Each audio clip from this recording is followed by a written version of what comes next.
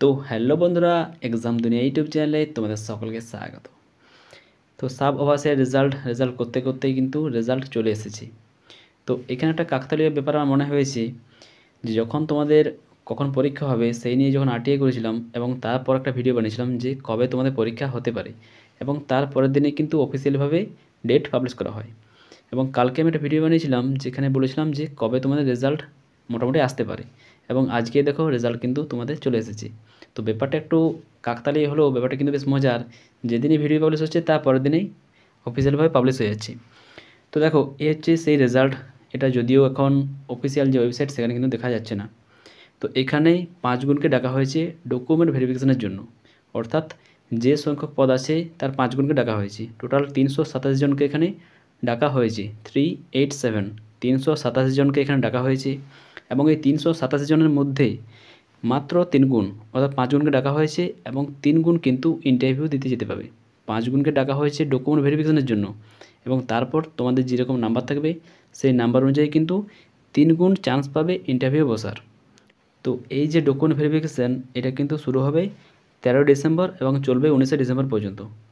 এবং এই যে পার্সোনাল টেস্ট অর্থাৎ ইন্টারভিউ এটা কিন্তু হবে 3 জানুয়ারি।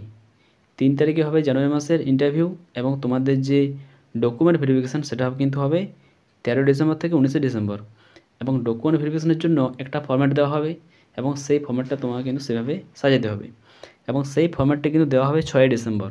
ব্যাপারগুলো দেখে নাও যে 6 ডিসেম্বর কিন্তু তোমাদের ফর্ম্যাটটা দেওয়া হবে, এবং 13 ডিসেম্বর থেকে 19 ডিসেম্বর তোমাদের ডিভি চলবে, এবং তারপর কিন্তু তোমাদের ইন্টারভিউ হবে, এবং ইন্টারভিউ হবে 3 জানুয়ারি। 3 জানুয়ারি কিন্তু তোমাদের ইন্টারভিউ হবে। তো এই হচ্ছে সেই লিস্ট, এবং বিভিন্ন ডেট দেওয়া হয়েছে, যেমন এখানে দেওয়া হয়েছে 13 জানুয়ারি।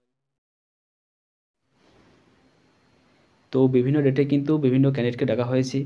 তো এখানে দেওয়া আছে 13 ডিসেম্বর, 13 ডিসেম্বর সকাল 10:30। তো এখানে কিছুজন নাম আছে। এরপর যদি নিচের দিকে আসো তো দেখতে পাবে এখানে কিন্তু আছে 14 ডিসেম্বর।